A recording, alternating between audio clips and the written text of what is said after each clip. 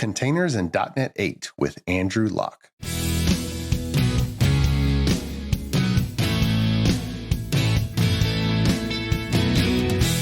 The Azure DevOps Podcast is a show for developers and DevOps professionals shipping software using Microsoft technologies. Each show brings you hard-hitting interviews with industry experts, innovating better methods, and sharing success stories. Listen on to learn how to increase quality, ship quickly, and operate well.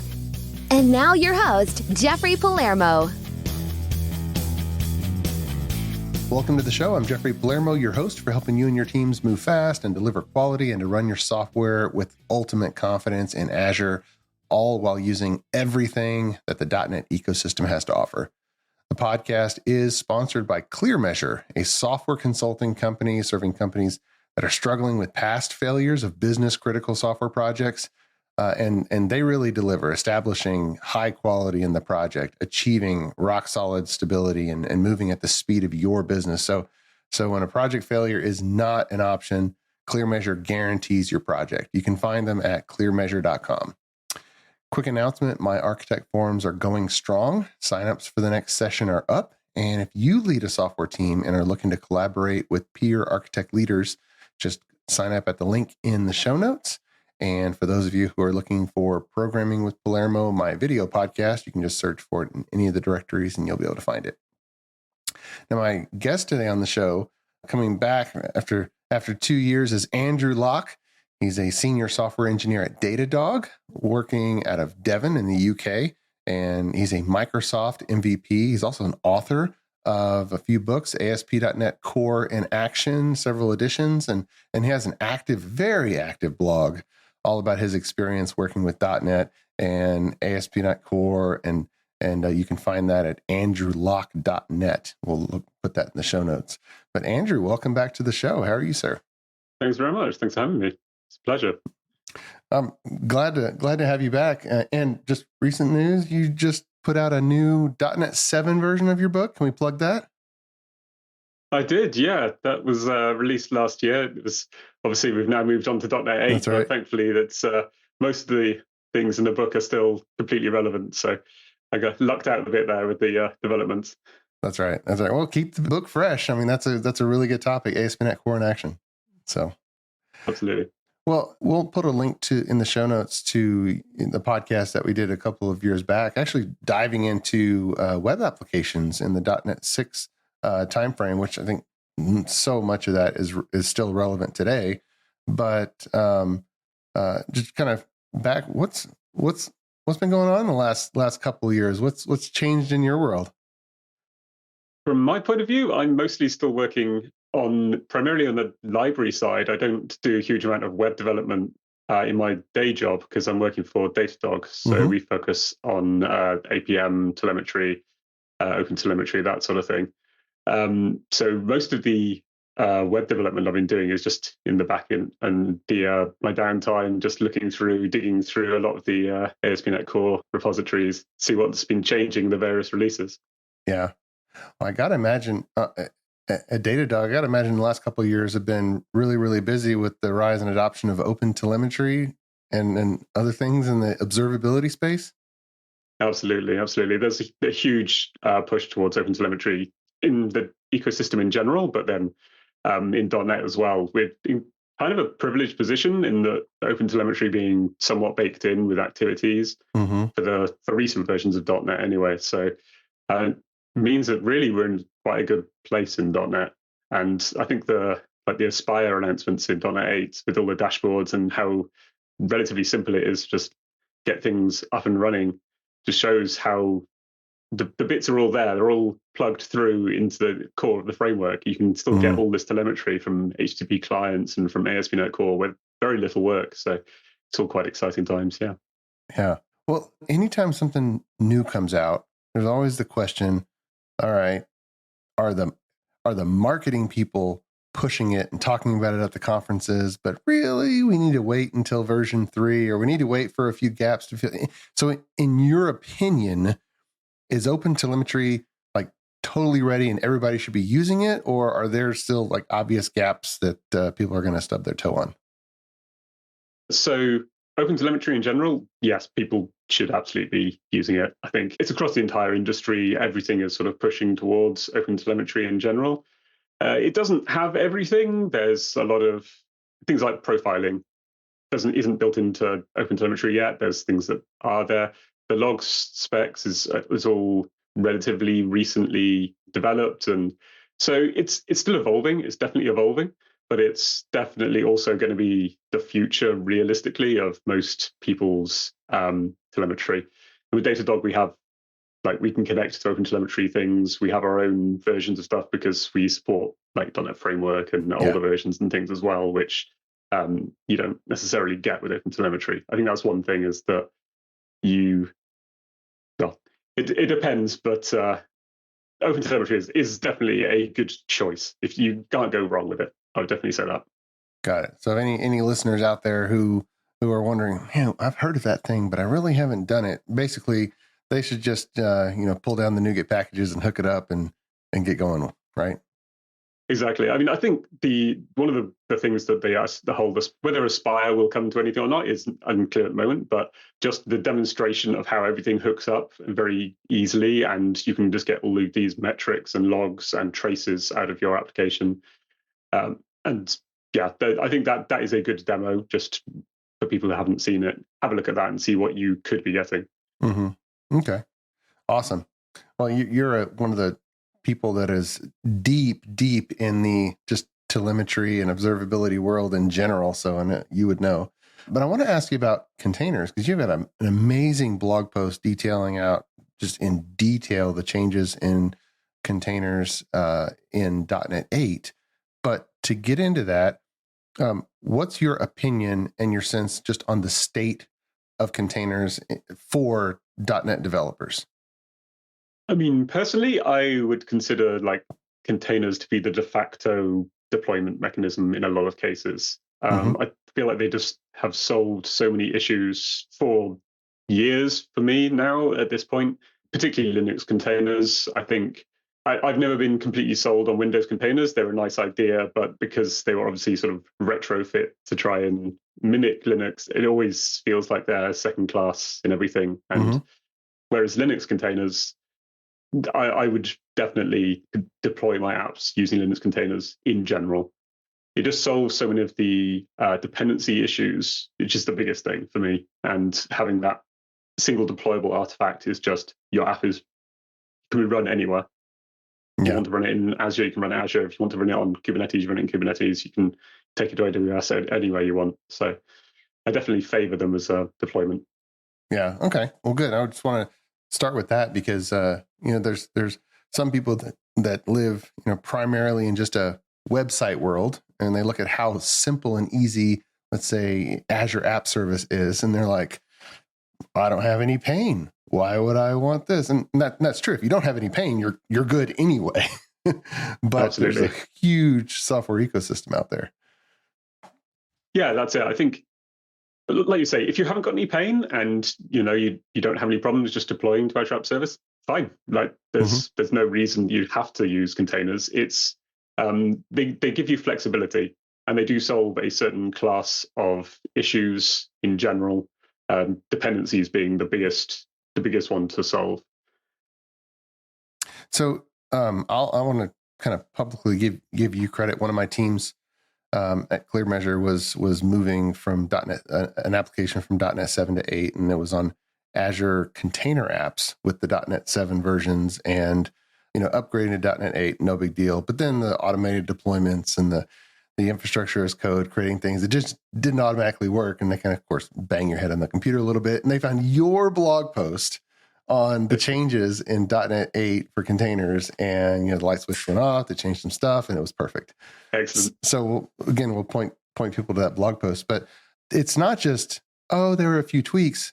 It looks like they've done a ton. Like it looks like some strategy change has been in the mix from the .NET 7 to .NET 8 era. Tell us what's your view? What has Microsoft actually done in this past year and a half? Yeah, so I mean, there's a few major things that have come out of this, but one of the biggest additions they've made is using chiseled containers. which is something they've been trialing since .NET 6. Even they've been putting them out as nightly Docker images since then, but now they're fully fledged just in the Docker Hub repository or the Microsoft Container Registry, just their standard repository. So chiseled containers are interesting. They basically take a normal Ubuntu or similar Docker image, and then they cut out everything you don't need. And when I say everything, I mean literally everything. You don't have a package manager, you don't have curl, you don't even have bash, so you can't run scripts in these files. But it makes them, for one, much smaller, but almost more importantly, much more secure, because if there's nothing in your container for people to run, they can't run it. Like they literally, you can't open a shell into this container because there's no bash for you to use or equivalent. So it's primarily a security thing in my mind, but it's definitely something worth considering. It has complexities because you can't exec into a pod. You can't examine the file system just using bash. So it definitely has those complexities. Okay. And there's a bunch of repercussions with that as well, which you can explore later. All right, you use this term chiseled, which is not a term that I've associated with anything techie, So when you say specifically, what does it mean to be a chiseled container? So as far as I'm aware, chiseling is a chisel is a tool that Ubuntu or Canonical that make Ubuntu have created in order to basically do this job, to cut away all the bits you don't need, to chisel away all of the things which aren't required to run your app. So what you get is almost like an appliance level thing. Like it will run your app and it will do nothing else once it's been chiseled. So Microsoft basically they take the sort of Ubuntu container, they install the .NET runtime things in it, everything you need, all the dependencies, and then they remove everything else. So if you can literally just run your application without any other dependencies, you can run theoretically in these chiseled containers, and you'll have all these extra layers of essentially security, because you can't break into this container because there's nothing to break into. There's nothing there. It makes me think of some of these IoT systems on a chip where you deploy your application and there's literally nothing else that chip is doing except an entry point for your program. Exactly. It's definitely that sort of feeling. It's sort of like, it's like a hardened version of sort of standard Docker files. Yeah. Well, that concept kind of makes sense. And I'm thinking, okay, where I might have had my application on startup do a couple of things environmental in nature that might have used, like even curl or just some type of operating system, run a shell script or something on application startup to help with the setup. And in order to take advantage of this, I need to externalize whatever that setup was to my deployment automation so that the application is literally just .NET code, calling APIs, pulling in data, pushing out data, and not relying on any kind of operating system support, right? Exactly. It's got to be entirely self-contained in that point of view. It's like you say, there's no shell for it to call out to. So aside, like if you do just have a standard ASP.NET Core application, say, theoretically you're fine. It's as soon as all of those extra bits, I don't know if you're trying to call out to Git or if you're trying to do anything extra, then that's where you're going to struggle. And it's where I ran into this initially, in fact, was in the Docker files. If you're trying to do something in the Docker file of the final chiseled container, you can't have any run commands in that Docker file because there's nothing to run it with. Yeah. Which is where things get problematic. You have to use multi-layered, multi-stage Docker files, do all the work in a different container, essentially, and then copy all the bits you need into that final one, which is often a good practice anyway, but you just means you can't do any of those other bits in the final container.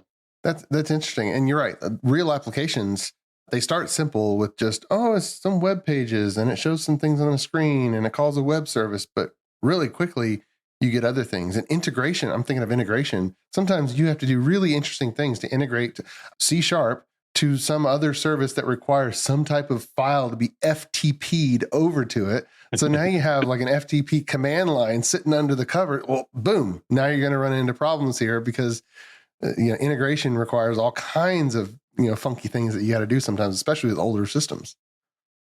Exactly. So it's not going to work for everyone. It's just one of those things. I think you could certainly start with it. You could give it a try, see if they work for you.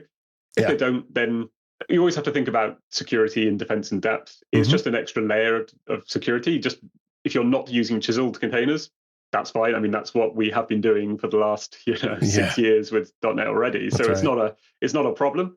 It's just it gives you that opportunity for an extra layer of security. So, and as part of that, in order to test these out, is it just a matter of selecting a different image in your deployment and seeing if it worked? Or is there something else? No, that's pretty much it. You just change in the from stage of your Docker file, select a different image. So instead of just using the 8, like the Microsoft.com/.net/ASP.NET 8.0, you select the 8.0 - jammy chiseled is the funny names, but and like I say, depending on what you've got in your Docker file, that may or may not work. If you've got any run stages in your Docker file, that won't work. So you may need to restructure your Docker file generally so that you can do things in a different stage that's in a non-chisel container, and then so like the SDK container, and then copy those into the chisel one at the end. The other thing you have to think about is culture and globalization, because they don't have any of the ICU libraries and things that you need to do culture and globalization. And so it's all set to the invariant globalization in those. So if you need to have like globalization, then there's a separate one called chiseled-extra, which does have all those extra libraries installed. Okay. So they have different levels of chiseling based on common, they're kind of guessing what people might need, what levels people might need. Exactly. Although now I think about it, I don't think the ASP.NET Docker file, I don't think there is a extra version of that. So if you need to use that, you essentially have to build up your own version based on I'm not even sure you could do that, actually. I'm not sure. Yeah, I see one called runtime depths 8.0 jammy chiseled extra. Yeah, so the runtime depth stuff, the runtime definitely does, but I'm not sure whether the ASP.NET one does. Okay. Well, I mean, so if you're deploying as a self-contained application, then that's fine. You could do that using the runtime depths. You could use the chiseled extra and then deploy your ASP.NET Core app as a self-contained application. Then that would work. Many thanks to our podcast sponsor, ClearMeasure. ClearMeasure is a software architecture company that empowers clients' development teams to be self-sufficient, moving fast, delivering quality, and running their systems with confidence. Whether starting a new project or developing new technologies or techniques, ClearMeasure sets up your team to deliver world-class results. Learn more at www.clearmeasure.com. ClearMeasure, empowering software delivery. ClearMeasure is also happy to be a sponsor of the video podcast, Programming with Palermo. Watch, learn, and program alongside Chief Architect Jeffrey Palermo. Videos are added weekly and available on syndicated locations supporting video podcast or by visiting palermo.network. Tune in today. Now, for those who might not be familiar, what does it mean to be a self-contained ASP.NET application? So there's basically two different ways, or there certainly was two different ways to deploy. You could deploy as framework dependent, in which case you need the .NET and ASP.NET Core framework to be deployed on that PC. So this was always sort of how you had it with .NET Framework. Every Windows app has .NET Framework installed on it already. You just deploy your application there, and it uses that whatever's installed there to run.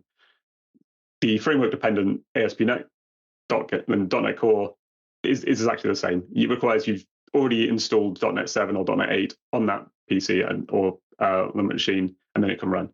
With self-contained, it actually includes the whole framework with your application, which means you can deploy multiple versions of the framework, or you can do that anyway. But you can deploy multiple patch versions of the framework, and you can also take advantage of trimming, in which the build process strips out all of the bits of the framework it doesn't need.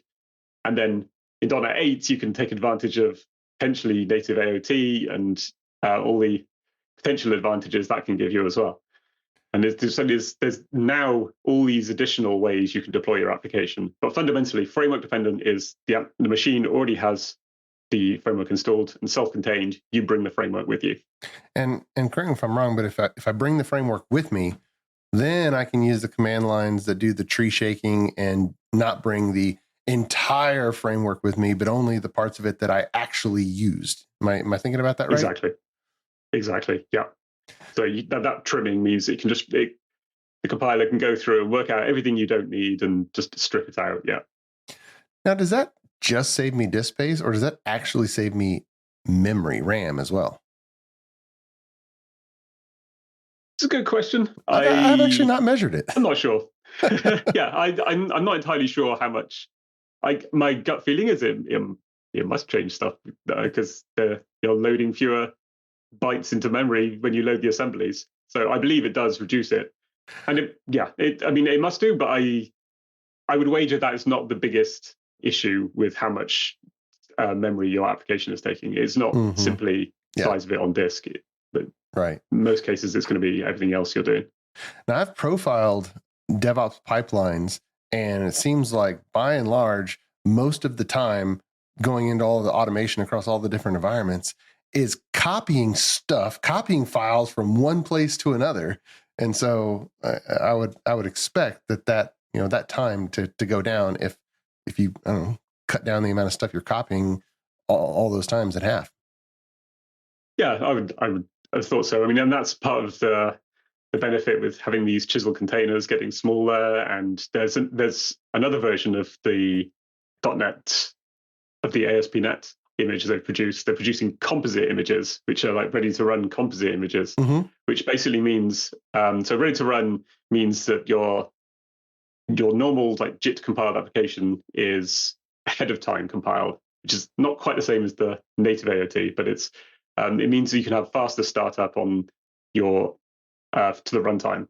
And so with their composite images, they basically deploy the entire ASP.NET Core framework as they sort of munge it all together into a single binary. And that means you can get extra performance and you can get extra size reduction. Okay. Because you can do all sorts of extra optimizations there across assembly boundaries, which you couldn't normally do. So that's another type of image that they produced for .NET 8. Nice. I know there's no way we're going to be able to cover every change that they made, but what are the other big ones, other big container changes in your opinion?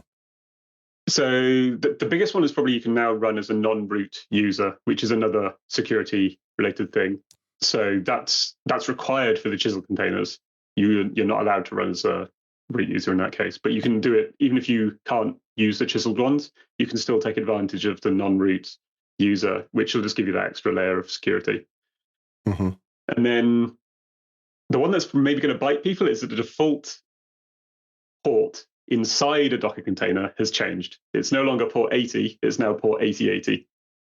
So if you're running your Docker container and trying to map into port 80, it won't work by default anymore if you just change the Docker image.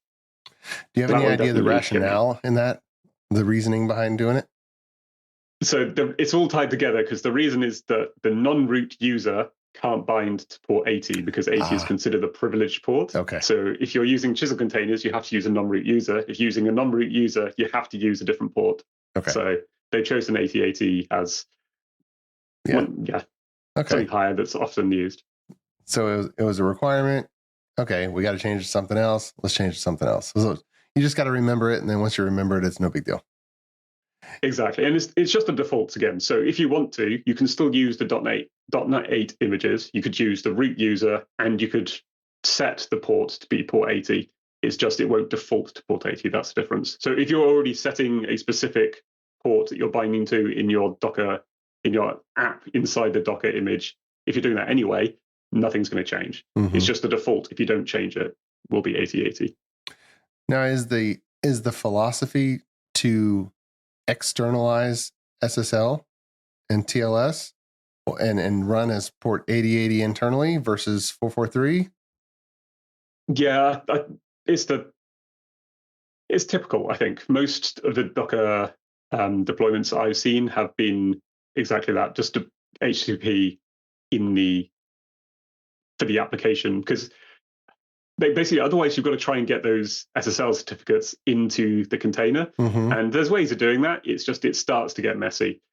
So most of the things I've seen have been, you externalize the TLS termination, and then you just do HTTP over the wire there. Now, that might not work for some people. If you've got particularly sensitive setups, then that may not be possible for you. In which case, you can absolutely do TLS termination inside the Docker image. You just got to get the certificates into it. Yeah, and nothing's really changed in that respect.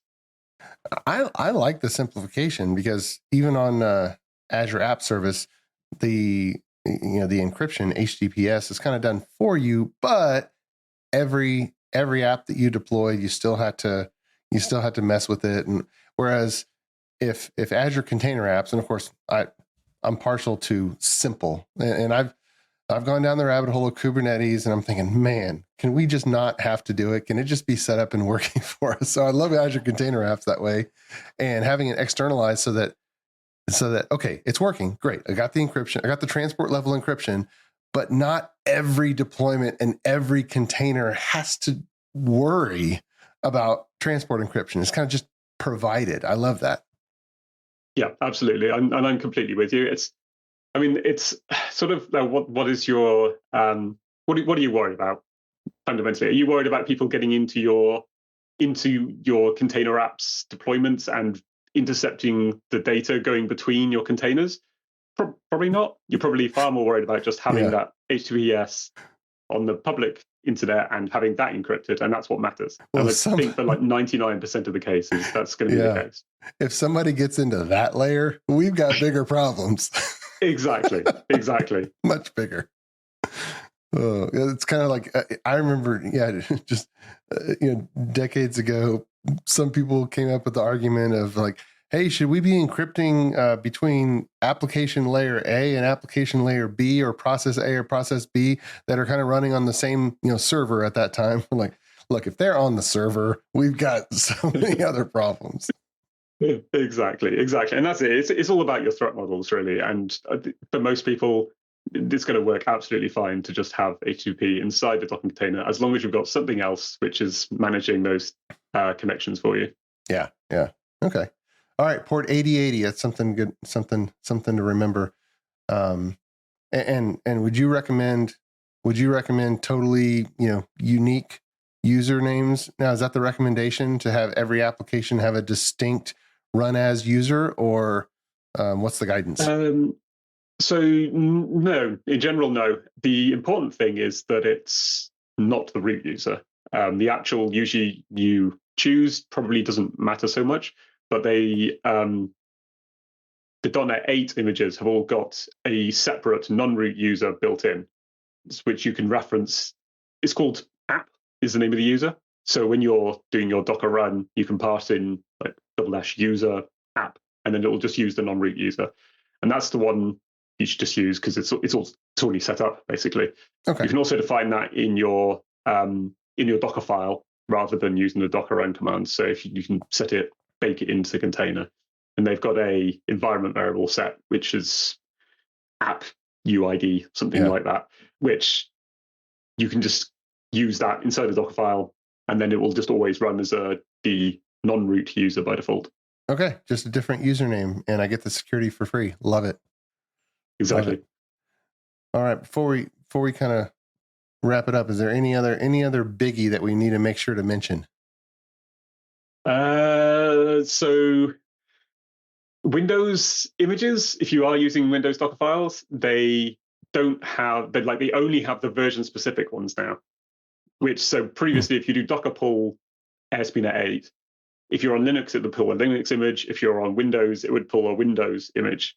that doesn't work on Windows now. You now always have to specify Nano Server or Windows Server Core, which is fine.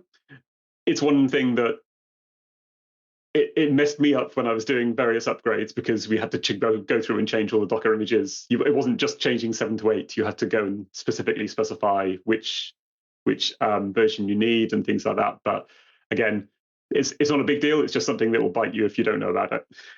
Now, I'll admit, I don't know many actual production users of Windows containers, and you're one of them, right? Well, so we use Windows containers for testing is the main thing in the Datadog tracer, but we certainly have customers that use Windows containers. It certainly is a thing. It's not necessarily a thing that I enjoy. So you're saying they technically do work, and when you absolutely need them, you can use them, but you don't like using them? They're just cumbersome? Exactly. It's just the cumbersome. They're slow. They're really big. They, What is the size these days? I don't even know. So I think the Nano Server ones are hundreds of megabytes rather than gigabytes, but the server core is gigabytes.